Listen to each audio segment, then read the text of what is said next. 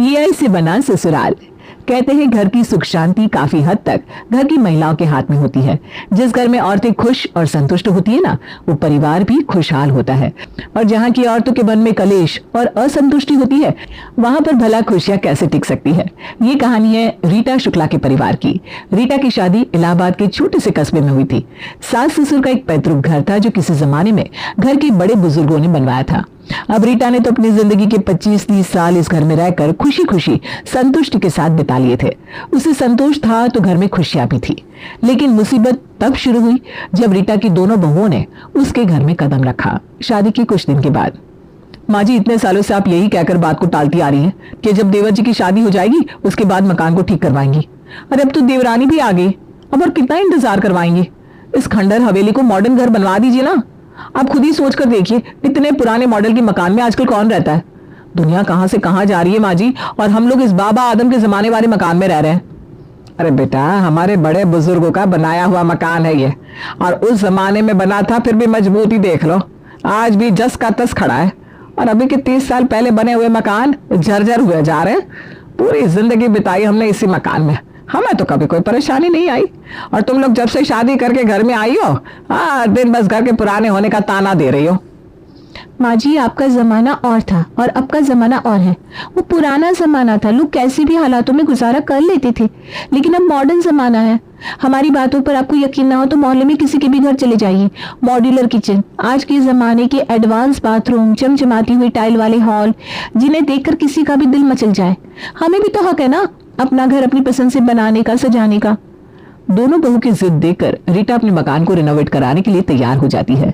घर की मरम्मत का लगभग 50-60% काम हो चुका था कि एक दिन बड़ी बहू की सहेली अपने मकान के मुहूर्त में उसे इनवाइट करती है। छोटी, आज पूरा दिन हॉल की पत्थर की घिसाई का काम होना है, तू भी चलना मेरे साथ, मेरी सहेली के मकान का मुहूर्त है, इसी बहाने उसका मकान भी देख लेंगे। हाँ हाँ भाभी, क्यों नहीं, चलती हूँ ना आपके साथ। वैसे एक बात कहूँ, अब इस घर को जितना अच्छा हमने बनवा लिया है ना, हमारी टक्कर का नहीं होगा आपकी सहेली का घर। हाँ, बात तो तेरी सही है। दोनों देवरानी जेठानी अपने नए मकान पर बड़ा घमंड कर रही थी। गर्व से इतराती हुई वो दोनों मोनिका के यहाँ पहुंच जाती है। अरे वाह राधा, आ गई तू। सच्ची इतने सालों बाद तुझे देखकर ना बड़ी खुशी हो रही है। अच्छा चल, तू मेरे बेडरूम में बैठ, तब तक मैं थोड़े से गेस्ट को अटेंड करके आती हूँ, फिर ना खूब सारी बातें करेंगे। मोनिका राधा और नीतू को अपने बेडरूम में छोड़कर बाहर हॉल में आती है और घर पर आए मेहमानों के लिए चाय नाश्ता लगाने लगती है। इधर राधा और नीतू का मुंह तो सहेली के बेडरूम को देखकर खुला का खुला रह गया था। अरे भाभी, ये कहाँ आ गए हम लोग? हम तो गलत फहमी में जी रहे थे, हमें लग रहा था हमने अपना घर सबसे अच्छा बनवा लिया है। अरे हमारा घर तो इसके बेडरूम के आगे कुछ है ही नहीं। हाँ बिल्कुल ठीक कह रही है तू नीतू, मैं भी यही सोच रही हूँ। इसका बेडरूम देखने के बाद ना मेरी आंखें ही खुल गई। पूछ कर देखती हूँ मोनिका से, जरूर इसने किसी इंटीरियर डिजाइनर से डिजाइन कराया होगा। कुछ देर बाद मोनिका अपने गेस्ट को अटेंड करने के बाद उनके पास कमरे में आती है। और बता रहा था, कैसी है तू? अच्छा सबसे पहले ये बता, मेरा घर कैसा लगा? अरे तेरा घर तो ऐसा लगा कि उसे देखकर ना मेरे होश ही उड़ गए। तो ये बता, कौन सा डिजाइनर अपॉइंट किया था तूने अपने बेडरूम के लिए? डिजाइनर? हाँ, डिजाइनर से ही डिजाइन कराया मैंने। जानना चाहेगी वो डिजाइनर कौन है? मेरे बेडरूम का डिजाइनर है मेरा एआई असिस्टेंट। ये देख, ये मेरे मोबाइल में ना आर्टिफिशियल इंटेलिजेंस का ऐप है, इसकी मदद से मैंने पूरे बेडरूम का डिजाइन फाइनल किया। इंसान की सोच जहां खत्म होती है ना, उससे 4 कदम आगे तक सोच सकता है ये एआई। तभी तो मेरा बेडरूम लाखों में एक है। अरे वाह, ऐसी भी कोई चीज आ गई है, मुझे तो पता ही नहीं था। चल अच्छा हुआ तूने बता दिया। वैसे भी ना इस समय मेरा घर बन रहा है, मेरी सच में बहुत हेल्प हो जाएगी। अपनी सहेली से सलाह लेने के बाद दोनों देवरानी जेठानी घर लौट आई थी। सुनिए ना, ये काम बंद करवा दीजिए, अब हमें घर ऐसे नहीं बनवाना। हमने नया नक्शा निकाला है, उसके अकॉर्डिंग घर बनेगा। अरे ये क्या कह रही हो तुम? तुमने नया नक्शा निकाला? तुम्हारे दिए हुए नक्शे के अकॉर्डिंग तो बन रहा है घर। अब ये घड़ी घड़ी नक्शे चेंज करोगी तो क्या रोज रोज घर तोड़वाते रहेंगे? देखो, हर बात पर लड़ाई करने की जरूरत नहीं होती है, कभी कभी थोड़ा समझदारी भी दिखा दिया करो ना। आपको तो कुछ पता ही नहीं रहता।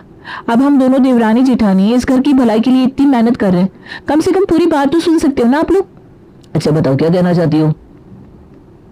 हम ना आज अपनी सहेली के यहाँ मकान के मुहूर्त में गए थे। हाय, उसका घर देखकर ना हमारी आंखें हैरानी से खुली रह गई। हमारी सहेली ने हमें बताया कि आजकल मॉडर्न जमाना है, अब लोग एआई की मदद से अपना घर बनवा रहे हैं। एआई इतने बेहतरीन सुझाव देता है कि देखने वालों की निगाह थम जाए। मैं तो कहती हूँ अभी भी देर नहीं हुई, हम लोग भी ना अपने घर को एआई की हेल्प से ही बनवा लेते हैं। राधा और नीतू ने जिद पकड़ ली थी कि उन्हें अब पूरा घर एआई से ही बनवाना है। उनके पतियों के मना करने के बाद भी वो दोनों किसी की सुनने को तैयार नहीं थी। अंत में थक कर उनके पति एआई की मदद से ही पूरा घर बनवाने के लिए तैयार हो जाते हैं। अगले दिन, अरे ये क्या कर रही हो? अभी तो 3 दिन पहले तुम्हारा बाथरूम बनकर तैयार हुआ है, फिर से तुड़वाना शुरू कर दिया इसे। करना क्या चाह रही हो? माँ जी आप तो बस रहने दीजिए। आप तो 70 साल पुराने मकान में भी खुशी खुशी रह रही थी। आपको आजकल का फैशन और ट्रेंड समझ में नहीं आएगा। आप तो बस चुपचाप एक किनारे खड़े होकर तमाशा देखते रहिए।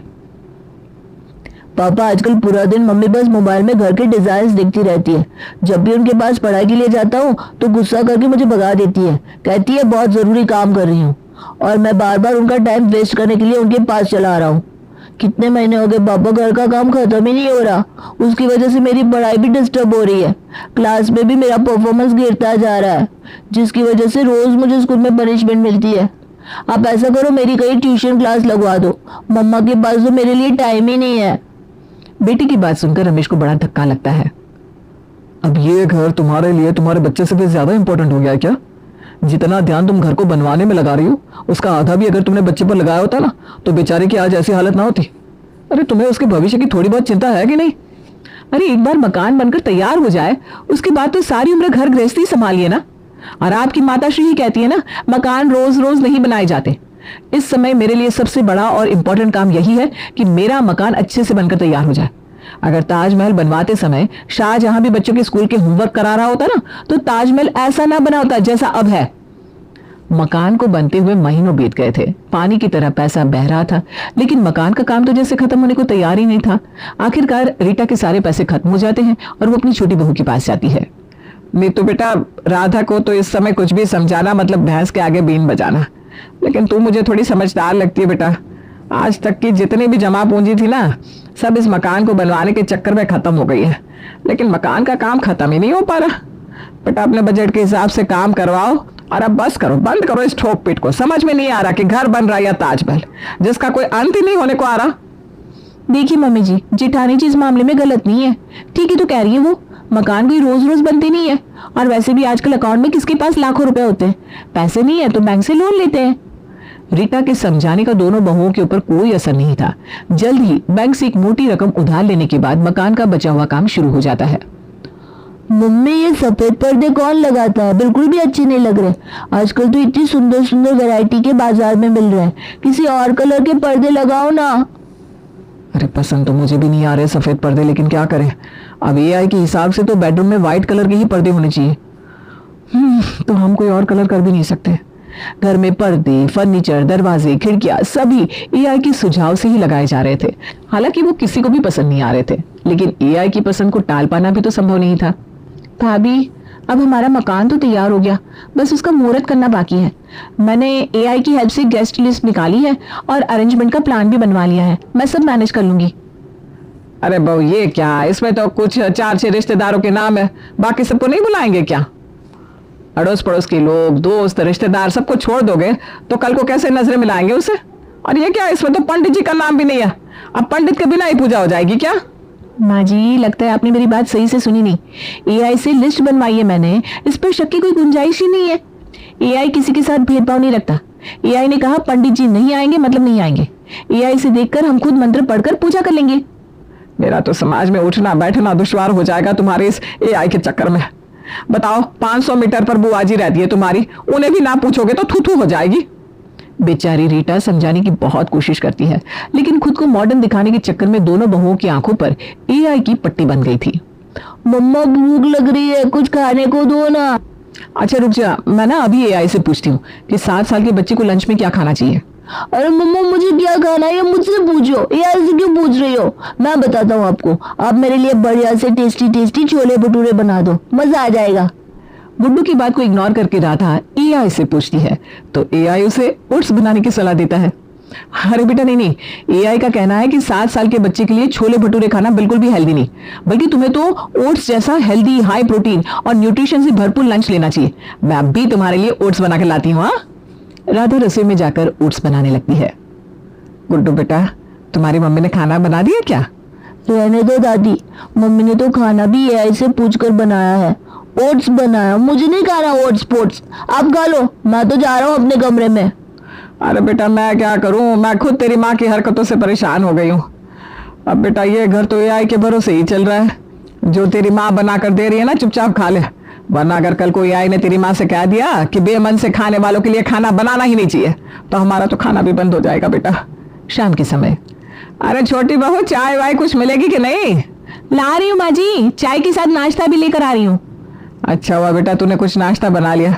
बड़ी बहू ने तो आज लंच में बस ओट्स बनाया था, उसे खाकर तो 2 घंटे में ही भूख लग गई। तभी छोटी बहू चाय के साथ कटोरी में स्नैक्स लाकर सास के सामने रख देती है। ये नाश्ता लेकर आई तू? मुझे तो लगा कुछ पकौड़े वकौड़े बनाए होंगे। ये चलने कौन सा नाश्ता होता है भाई, और इसमें तूने क्या बनाया?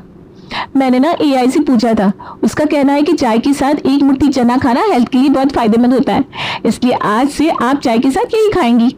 अरे सत्यानाश हो जाए इस एआई का, ढंग का खाना खाने को भी तरस गए हम लोग। पापा कितने दिन हो गए हम लोग कहीं पर भी ट्रिप पर नहीं गए। अब तो मेरी सर्दियों की छुट्टियां भी हो गई है, बताओ हमें ट्रिप पर कब लेकर जाओगे? देखो बेटा तुम बहुत अच्छी तरह जानते हो कि कब जाना है, कहाँ जाना है, ये सब तुम्हारी मम्मी डिसाइड करती है। तुम्हें पता है ना, इस घर में सारे फैसले तुम्हारी मम्मी की मर्जी से लिए जाते हैं। उससे पंगा लेने की हिम्मत मेरे अंदर तो नहीं है बेटा। ठीक है, मैं मम्मी से ही बोलता हूँ। गुड्डू अपनी माँ के पास जाता है। मम्मी मुझे कहीं घूमने जाना है, कहीं पर घूमने लेकर जाओ ना। मैंने ना अभी अभी एआई से पूछा, उसका कहना है कि इस मौसम में कहीं पर भी घूमने जाना ठीक बात नहीं है। ये वेदर घूमने के लिए कंफर्टेबल नहीं होता। मैं क्या वेदर वेदर कर रही हो आप? मेरे स्कूल की तो भी छुट्टी हो रही है। गर्मी के समय पर आप बहाना बना दोगे गर्मी ज्यादा है, अभी कह रही हो एआई मना कर रहा है। मुझे एआई से नहीं अपनी मम्मी से पूछना है, आप मुझे घुमाने लेकर जाओगे कि नहीं? अभी अभी मैंने बताया ना तुझे कि एआई का कहना है कि ये मौसम घूमने के लिए ठीक नहीं है, मतलब नहीं है। और बेटा एआई के अंदर ना हम इंसानों से ज्यादा दिमाग होता है, इसलिए उसकी बात को झुठला नहीं सकते। तू समझ रहा है ना मम्मी की बात? बेचारा गुड्डू मन मार कर रह जाता है। 2 महीने के बाद मौसम खुल गया था, खिलकर धूप भी निकलने लगी थी और गुड्डू के एग्जाम भी खत्म हो गए थे। अरे मम्मा अब तो ठंड भी बीत गई, एग्जाम्स के बाद मेरे स्कूल भी ऑफ हो गए, अब तो कहीं घूमने ले जाओ। बेटे की बात सुनकर राधा एक बार फिर से एआई से पूछती है। देख बेटा, एआई कह रहा है कि हमारे जैसे मिडिल क्लास इंसान को साल में 2 से ज्यादा ट्रिप करना सही नहीं होता, और अपनी 2 ट्रिप तो हम लोग पहले ही कर चुके हैं ना। याद करो, एक वो तुम्हारे पापा की, मामा की, भांजी की, मौसी की लड़की की शादी में गए थे, और दूसरा वो हरिद्वार गए थे ना हम। मम्मा हम लोग हरिद्वार घूमने नहीं गए थे, पापा की चाचा जी की अस्थि विसर्जन में गए थे। हद हो गई, अब ऐसा लग रहा है कि नुक्कड़ तक सब्जी खरीदने जाओगे ना तो उसे भी आप ट्रिप में काउंट कर लोगे। मैं कह रहा हूँ और कुछ नहीं तो नानी के घर ले चलो, पता नहीं कैसे पेरेंट्स के घर पैदा हो गया हूँ मैं। गुड्डू की बात सुनकर उसकी माँ राधा को गुस्सा आ जाता है और वो उसके मुंह पर एक तमाचा जड़ देती है। जब देखो तब घूमना घूमना घूमना, जाओ जाकर पढ़ाई करो। बदतमीज हो क्या बिल्कुल, जब देखो तब जबान लड़ाता रहता है। माँ के हाथ से तमाचा खाने के बाद गुड्डू रोते हुए अपने कमरे में चला जाता है। कुछ देर बाद गुड्डू को एआई की याद आती है। अगर पेरेंट्स बिना गलती के बच्चे के साथ मारपीट करे तो बच्चे को क्या करना चाहिए? एआई से जवाब पाकर गुड्डू खुश हो जाता है। थोड़ी देर बाद घर के सामने पुलिस की गाड़ी आकर रुकती है। मिसेस राधा शुक्ला कौन है यहाँ? राधा शुक्ला तो मैं ही हूँ, लेकिन क्या हुआ है? आपको मेरे साथ चलना होगा, आपके नाम से कंप्लेंट दर्ज हुई है। अरे लेकिन मैंने क्या किया है? गुड्डू बेटा, आपको आपकी मम्मी ने मारा पीटा है, ये बात सच है क्या? जी अंकल, और मेरी मम्मा मुझसे बिल्कुल भी प्यार नहीं करती, मेरी पसंद का कभी खाना नहीं बनाती, ना मेरा होमवर्क करवाती है, ना कहीं घूमने लेकर जाती है। अरे नालायक, अपनी माँ को पुलिस के हवाले कर रहा है। लेकिन तुझे ये सब सिखाया किसने? एआई ने मम्मा। उसने मुझे कहा कि अगर पेरेंट्स बच्चे को टॉर्चर करे तो बच्चे उनके खिलाफ कंप्लेन कर सकते हैं। जब आप पूरा दिन हर काम एआई से पूछकर करते हो तो मैं क्यों नहीं कर सकता? तू ऐसा कर, इस नाच पीटे एआई से पूछ, जीते जी किसी का अंतिम संस्कार कैसे किया जाता है, और अगर कोई उपाय मिले ना तो मुझे मुक्त कर दो तुम। बेशरम कहीं की, एआई को अलादीन का जीन समझ लिया है तुमने। दिन में सांस कितनी बार लेनी है वो भी एआई बताता है तुम्हें, या वो खुद की मर्जी से लेती हो? आपकी नाराजगी बिल्कुल सही है माँ जी, मैं वाकई बहुत शर्मिंदा हूँ। मैंने तो कभी सपने में भी नहीं सोचा था कि मेरा बेटा इस हद तक पहुंच जाएगा। अरे आग लगी इस एआई को, मैं तो आज के बाद इस एआई का नाम भी नहीं सुनना चाहती। किसी तरह पुलिस वालों को समझा बुझाकर माफी मांगने के बाद रीटा और राधा उनको वहां से वापस भेजते हैं और कसम खा लेते हैं कि आज के बाद वो एआई का नाम अपनी जुबान से कभी नहीं निकालेंगी। शाम के समय। नीतू, तुम्हें पता भी है आज मैं क्या लेकर आया हूँ? ये देखो, ये मशीन, इसमें एआई की मदद से खाना बनता है। आज से तुम्हें खाना बनाने का टेंशन लेने की कोई जरूरत नहीं है। माँ जी अब बुरा न मानो तो हम लोग इस मशीन को रख लें। और वैसे भी ये तो सिर्फ खाना बनाने की मशीन है ना, किसी को सलाह थोड़ी ना देगी।